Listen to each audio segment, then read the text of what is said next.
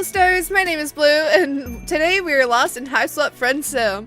Last time we left off, we met with a little Jadeblood, who is a very big Warrior Cats fan, or I guess technically soldier purpies is what they called it. Anyways, today we are starting volume 16 of Cult and Captivation. Why? Why the hyphens? You crash landed on Alternia 16 long volumes ago. 30 episodes ago for us. And sometimes you feel like you've been here forever. You've had many adventures and met many Alternians. Some, all none, of whom have become your friends. But now, for some reason, you have a hunch that you're near the end of your Alternian travels. For one thing, you seem to be coming to the edge of a populated region you've been walking through all the time you've been here. For another, the intense caving that has animated you throughout your journey feels like it might be waning. It's not quite gone, but like a diner who's stuffed himself to bursting, but is still seeking that last sweet morsel that will make his meal complete, you are still on the prowl for the very sweetest morsel of friendship. We have Fazer.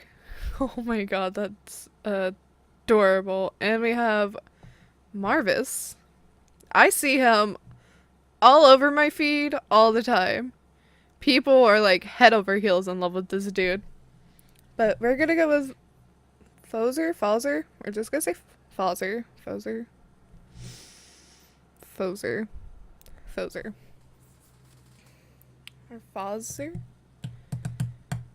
I really need to make up my mind. We're going with Fazer. Maybe. Anyways, let's go with this dorky little dude. I haven't seen him at all. The night has turned foggy, and you can't see far in any direction, but you seem to be surrounded on every side by bare ground, hammock, and pitted almost like the weird abstract sculpture and covered with greenish moss. Based on the experiences you've had with Alternian flora, you imagine the moss is probably poisonous, acidic, explosive, or something to that nature. Suddenly a shadow looms out of the darkness, making you jump up, but it's only a leaning signpost. As you move closer, you can see that the sign says, "Welcome to Happy Absinthe Pit Park." Before you can figure out what that might be, you hear a voice muttering to itself in the fog and like dirt being shoveled. Shovel, toil and trouble, low bloods of the world unite. Well, it's okay. You move cautiously towards the voice until the figure of a troll emerges from the fog. He seems to be digging in the hard, bare ground. There is a tide and fares of trolls which, taken at the flood, leads on to the workers' paradise. You clear your throat, and the troll turns swiftly. "Who's there? Who's there, I say?" I don't want to give him a country hillbilly accent, but that's probably what we're going to be leaning towards. You announce smoothly that you're just a poor wayfaring stranger, and that's why I don't want to give him that accent, because it will start just evolving into my voice for the episode.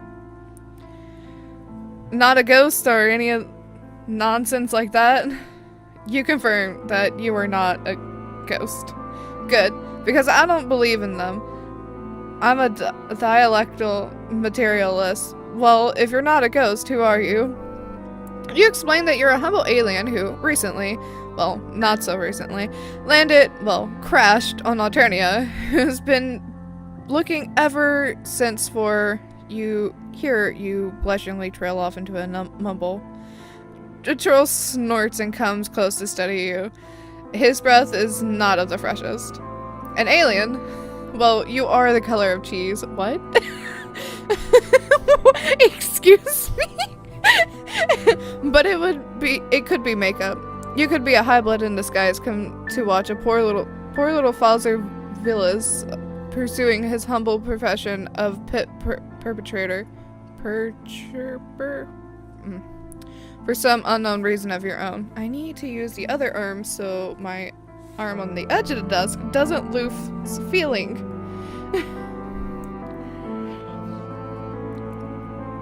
Falzer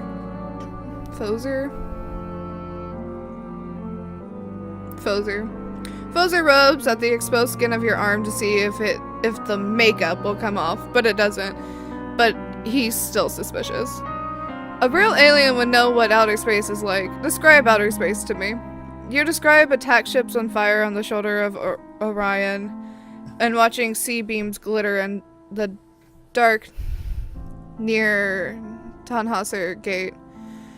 You express the belief that all those moments will be lost in time like tears in rain. These authentic descriptions seem to satisfy Falzer.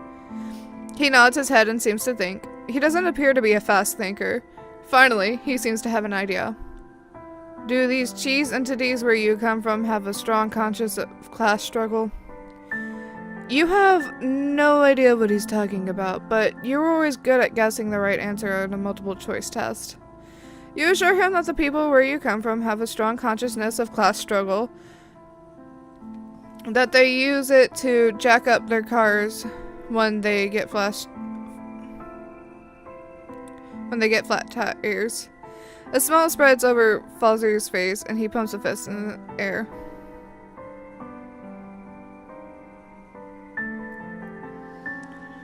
Pleased to meet you, comrade alien. All power to the workers. I imagine that finding me performing the honest labor of a working class makes you feel right at home. You assure him that it does. I suppose that you wish you could share in the simple proletarian joys and sorrows of the Alternian oppressed classes.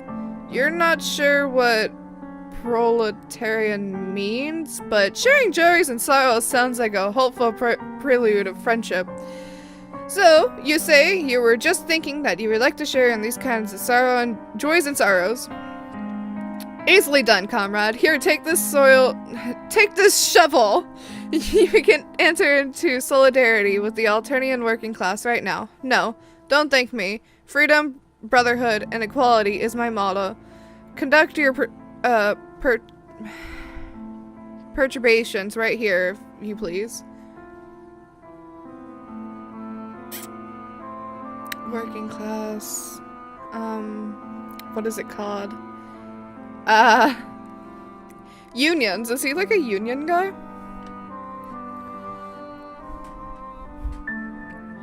He points to where he was shoveling, and he begins shoveling there too. The moss that covers the ground is tough as leather, and the Alternian soil is rocky, hard, and unforgiving. No surprise there. Before long, you're sweating profusely. Goddamn words. But no excursion is too great for the pursuit of friendship. Falzer watches you labor with brotherly satisfaction. Class solidarity is a wonderful thing, isn't it? From each according to his ability to each according to his need. You look like a walking cheese, but your muscular development is impressive. So, just to pass the time while you labor in solidarity, what do you think of our planet? What has been your impression of it on your visit from outer space?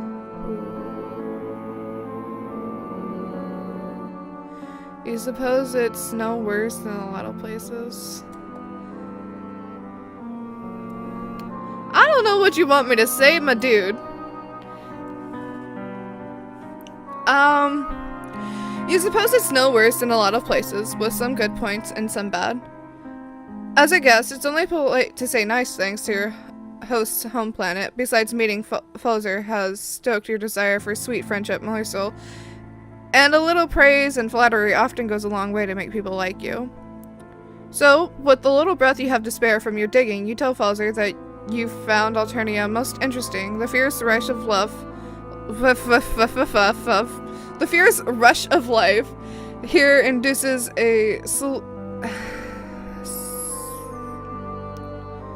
Solitary wakefulness, goddamn, and boredom is virtually unknown.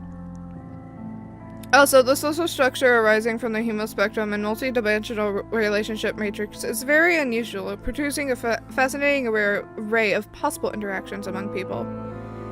And you're looking forward to the day when you can tell your grandchildren about it, but Foster doesn't look pleased as you hoped. So you find Alternia agrees with you. Oh yes, very much, you paint.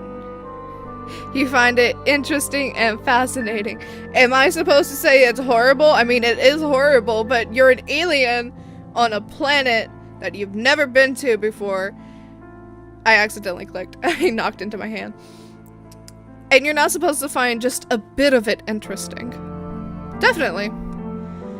To you, the spectacle of those who happen to have been born with certain blood colors, exploiting and oppressing those who have not, is just a picturesque detail.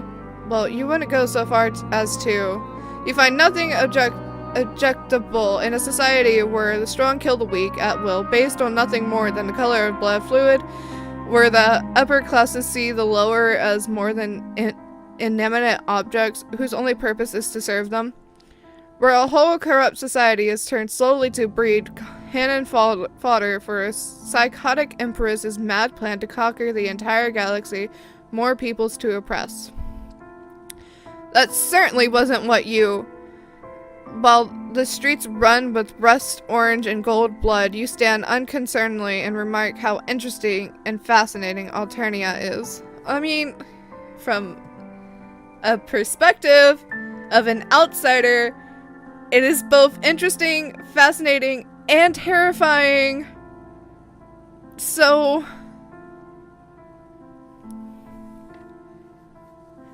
but like, it doesn't mean that you completely 100% with the social structures if you just let MC get their words in, Father. While the fish people and their bluish lackeys strike the pap from the mouths of low-blood burglars, you smile pleasantly and remark how unusual Alternia is. Certainly not, but one can't judge on others' cultures by one's own. Oh, and you can't dodge your class respectively that way, you cur. You so-called intellects try to hide your fawning civility to the bosses by pretending to view society objectively without moral judgments, but all the time you're simply crypto-imperialist lapdogs. And you came to the Happy Absence Pit Park pretending solidarity with the oppressed. Posh. I see now that you're nothing but a cat's paw of the oppressor class. Nothing but a cheese-colored Judas Iscariot. Sent as a spy, traitor, bootlegger, sycophant, murderer, monopolist, profiter, slave trader, cannibal, parasite, technocrat, gangster, ectoplasm. I was following you until you said ectoplasm, my friend. No, you try to object, but Fozer seizes the shovel from you and turns away. Turncoat, narc, double-crosser, weasel, hijacker, vulture, Visigoth, breathalyzer. You watch his back recede into the fog. Your heart sinks with the wreck of your hopes and dreams for friendship. Please, sir. I'm begging.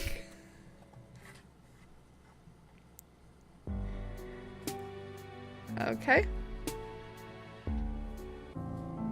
Ow. My neck's been bothering me all day. It's by far the worst place you've ever seen or heard of. The feeling comes over you suddenly that nothing can be more important from the truth. Truth is at the foundation of a real friendship, after all. Truth sets you free. Honesty is the best policy. Well, your entire experience on this planet hasn't been horrible, MC. So you take a deep breath and say you won't give offense, but in your opinion, Alternia is nastiest, ugliest, cruelest, most inhospitable, and most unfair place you've ever seen or heard of in a long life of travel and study. Even the plants are bloodthirsty, even the soil is hard and mean, and you've made no friends here, but you feel You've heard it's so possible to make friends with lions, bears, killer whales, and other wild and dangerous creatures. And often, in fact, often here on Alternia, you felt like you've been locked in a cage with a bunch of wild and dangerous creatures. As you talk, you begin watching Fozer anxiously for signs of anger. You're surprised to see that instead he seems to be loving it. And what about our political system? You've already put your foot in it, so go ahead and put your other one in it too. You expressed the opinion that a violent, rigidly stratified insectual social structure created solely to generate soldiers for a mad project to conquer the entire galaxy might raise eyebrows in some quarters. You admire natural selection and the survival of the fittest as much as the next person, but this is overkill on the Titanic scale. As he begins speaking, Fozer's smile has grown wider and wider, and he has shown other signs of approval, such as jumping up and down and whirling around. He pumps his fists in the air. Forward to perfect socialism. It's so good to talk to someone who hasn't been hypnotized from Wrigglerhood with counter-revolutionary pap. Someone who sees conditions on Alternia for what they really are, who sees the evils of high bloods. Someone who will march in vanguard of the workers' revolution to face unflinching the onslaught of the aristocracy. Perhaps, nay, probably, to die in the hell of bullets, but never turn their back on the people. Oh, let me embrace you, comrade alien. Hugs! So he does. He does so. He's oily and smells like mossy soil and poor ooze. But this does not dampen your spirits. What better preamble for making a suggestion of friendship? Agreeing with the people about politics never fails to bring friendship closer. But before you can bring it up, Fozer, having first kissed you on both cheeks, continues. We mustn't allow our celebration of the people's revolutions to interfere with honest labor that ennobles us. I'm holding you back from your ticket to the workers' paradise. Please proceed with your soil digging. All power to the people, death to the arbitrary hemospectrum discrimination. Forward, comrade. He waves his hand with flourish and you start digging again. You wonder if it would be just as revolutionary to trade places with so Fozer could do the digging and you could do the speechifying. But you don't wish to disrupt the peaceful harmony now existing between the two of you. Instead, use your little available breath to inquire what all this soil digging is in aid of. Why, a coal pit, of course. Didn't you see the sign? This is a Happy Absence Pit Park. Frozer Villas Proprietor. Ugh. Alternia's revolutionary tradition is to dig coal pits anywhere without a second thought, but our revolutionary future demands that we have more respect for the dead, so I've created this wonderful invention, the Pit Park. You mean a cemetery? You're digging a cemetery. There's a clown concert being held not far from here, so I anticipate a brisk demand shortly. Best to be ready for these things. Having a lot of dead clowns lying around rotting on the property is unpleasant, not to mention unsanitary. Get them underground pronto is our motto here at Happy Absence Pit Park. This is a cemetery, Fozer. You're wondering privately whether a little class solidarity couldn't be extended to Purple Bloods, remembering your dear friend Karako Periot, when Fozer seems to give a jump. No, that is not Ghost.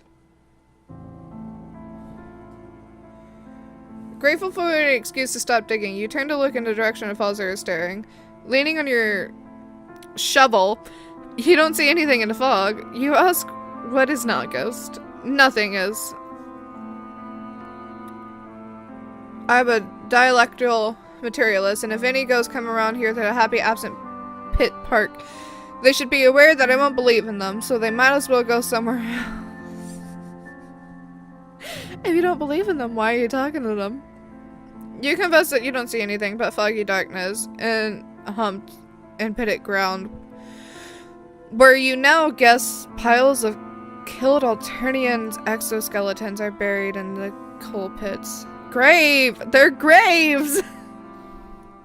You don't see any ghosts because there is no such thing, but the past few nights, I thought I saw beams of light shining up out of the ground. Almost as if metaphorically, of course. Some of the exoskeletons in the coal pit have gotten hold of some flashlights and were shining them up through the clunks of the soil. Look, there it is again. Whoa. This time you see it. A column of light that flashes up through the fog and is gone, seemingly to come from a crack in the ground, which it briefly illuminates in blinding white. Fascinated, you move towards the crack, which is now dark and invisible again. What are you doing? You look at Falzer in surprise. He seems terrified. You ask tactfully whether he doesn't think you ought to see what it is. For example, it could be some infrastructure malfunction that could blow the happy, absent pit park and all of its inhabitants, living and dead, sky high. You're not even sure why they have infrastructure in Alternia, but one can't be too careful. Well, maybe you're right. We are fearless revolutionary comrades after all. You can hear his teeth chattering as you move towards where you think the flash came from. Falzer close behind you, peering over your shoulder. You can't help wondering where he'll be when the vanguard of his revolution is braving hails of bullets. You very much hope that his revolution, if it ever comes, won't happen while you're around. Ooh. Just then, a whole series of light flashes silently from the ground, making columns through the fog. Falzer jumps and howls behind you. Non-existent! You tell him that there's undoubtedly a logical explanation, though you have to admit that you have a weird feeling just now when the lights appeared. Like momentary dizziness or a feeling of continuity. And I know where I was going with that. But you're more curious than ever now, murmuring, covering things to Falzer, and you start digging right around where the light you just saw came from. Then it's weird. You break through some kind of thin crust as if the soil that in this particular place is just a few inches thick over brittle surface that your shovel goes right through like old pottery. You wonder whether you inadvertently dug into an old coal pit, but what would bright light be doing coming from an old coal pit? Ugh. And in some weird way, it doesn't feel like a coal pit. It feels like something metaphysical, like reality itself is particularly thin in that spot, and you've broken through the very fabric of it with your shovel. You dig around the edges of the hole, enlarging it until it's about a foot wide.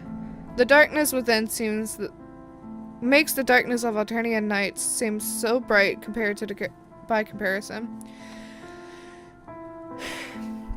It's so dark that the soil falling into it and the part of your shovel poking into it seems to have vanished completely, as if on the other side of that hole, reality itself gives out. You and Falzer stare curiously down this hole. Suddenly, a blinding blitz, strangely blank light bursts up out of the hole in your faces. At the same time, there's a deafening sound, which seems to vibrate the very framework of reality, like a giant needle scratching a gigantic record. Glitch. Whoa.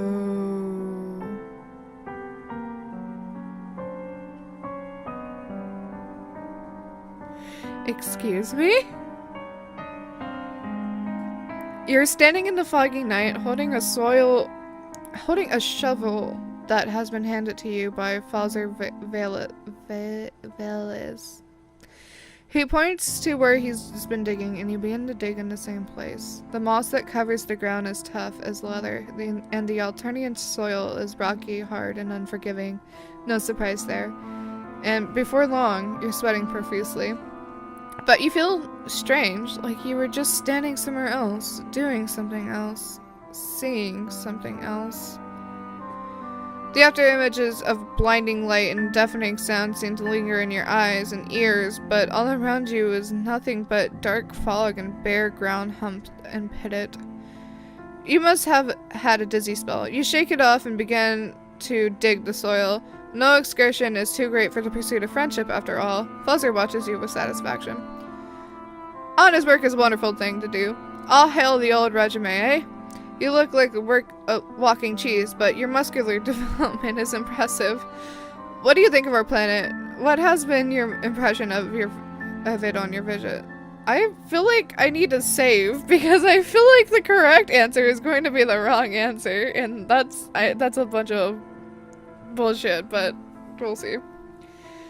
The feeling comes over you suddenly that nothing can be more important than the truth. The truth is Truth is the foundation of a real friendship, after all. Truth sets you free. Honestly, it's the best policy. So you take a deep breath and say that you hope that you won't give offense, but in your opinion, Alternia is the nastiest, ugliest, cruelest, most inhospitable, and most unfair place you've ever seen or heard of in your long life of travel and study. Even the plants are bloodthirsty. I'm still messing up, even though we've already read this. The soil is hard and mean. You've made many no friends here, but you've heard it's also possible to make friends with lions, bears, killer whales, and other wild and dangerous creatures. In fact, sometimes here in Alternia, you felt that you have been locked into a cage with a bunch of such wild and dangerous creatures. How did I know? No doubt you could have anticipated that blunt honesty like this would give offense. And indeed, it seems to have done so. As you finish your remarks, Falls frown start. So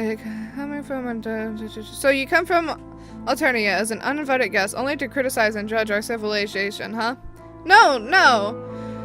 You know enough about our society, our billions of years of evolution, and our painstaking rise from the mud-dwelling insectal ancestors, the politic and sociological theories of our statesmen, philosophers, and scientists to make those judgments to you.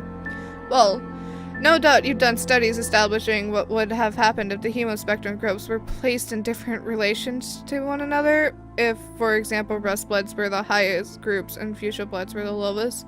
Well, no, but I suppose your planet is similar to Alternia, that you have a firm basis to which you apply your preconceptions to us. Not at all, but...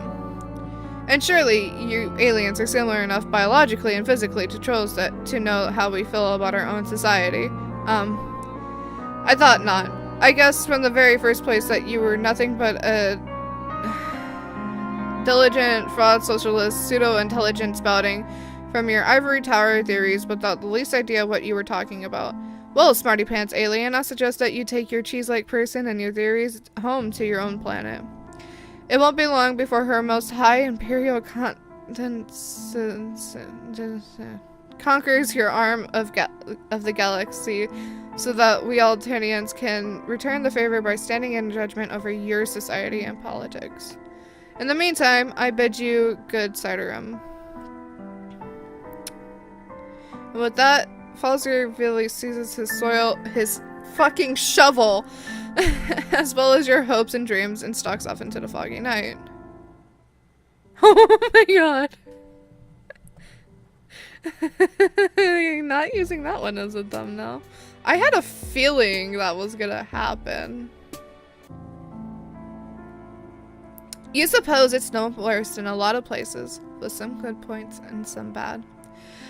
As a guest, it's only polite to say nice things about your host home planet. Besides, meeting Falzer has stalked your desire for a sweet friendship morsel, and a little praise and flattery often goes a long way to make people like you. So, with a little breath you have to spare from your digging, you tell Falzer that you found Alternia most interesting. The fierce rush of life here induces solitary wakefulness, and boredom is virtually unknown. Also, social structure arising from the hemospectrum and multi-dimensional relationship matrix is very unusual, producing a fascinating array of possible interactions among people.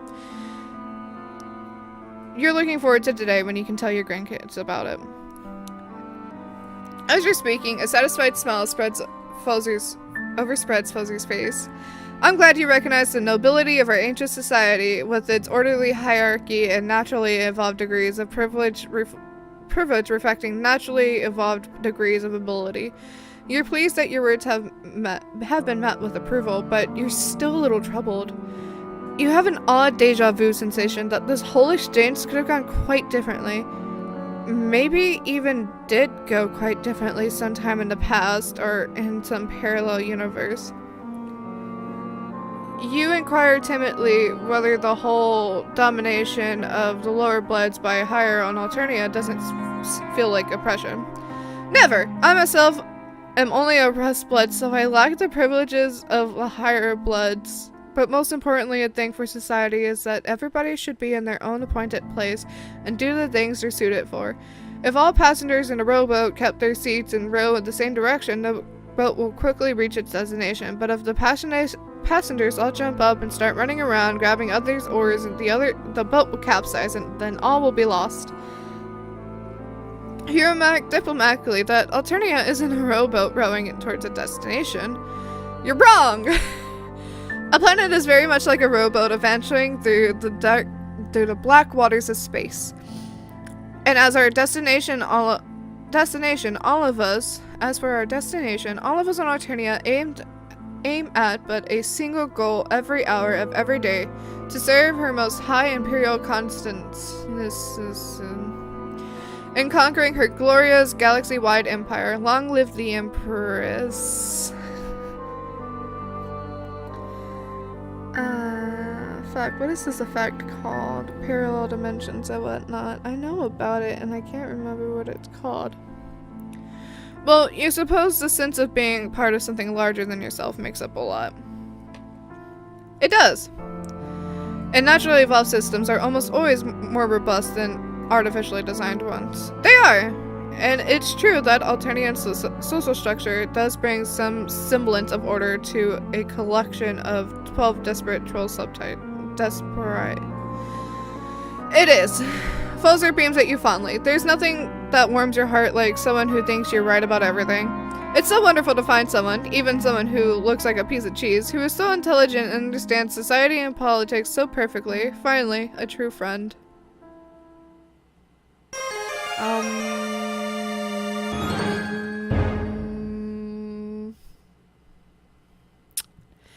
I'm not happy. Mandela effect. That's what I was thinking of. I'm not happy about this ending.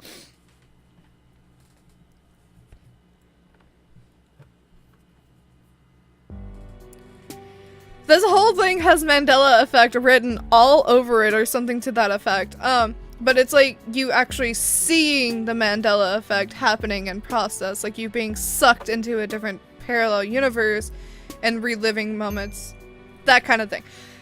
It's like the Berenstein Bears. It's Berenstain instead of Berenstein, but everyone remembers it as Berenstein.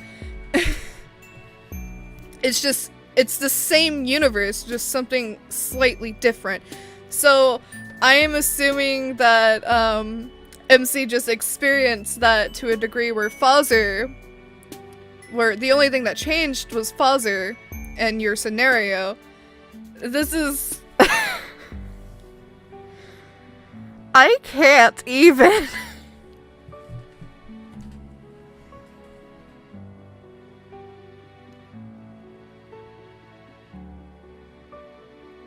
Like,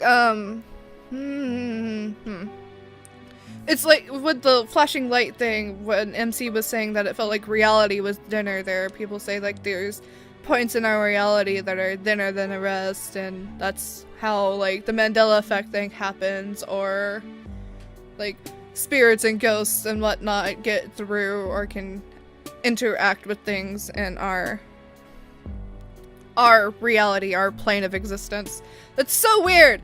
It's so weird, and I hate that did this. Because I'm thinking about it way too much now. Like, was it a natural thing? Was it something that was set up?